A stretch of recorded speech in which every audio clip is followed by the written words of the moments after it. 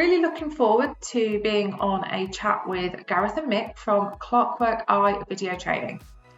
Before the show, they've asked me to answer a few questions. So, what was the last gift you gave to somebody? Well, it was my husband's birthday just a couple of weeks ago, and we've become a little bit practical in our old age, I guess. So we always ask, what do you want? What can I get you? Is there anything you need? And I was asked to buy a polishing disc, like a electric polishing disc for removing scratches and scuffs out of car bodies. So that's what I bought.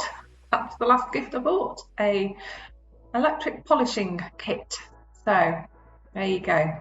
See you on the 20th of November at 12 p.m. on A Chat with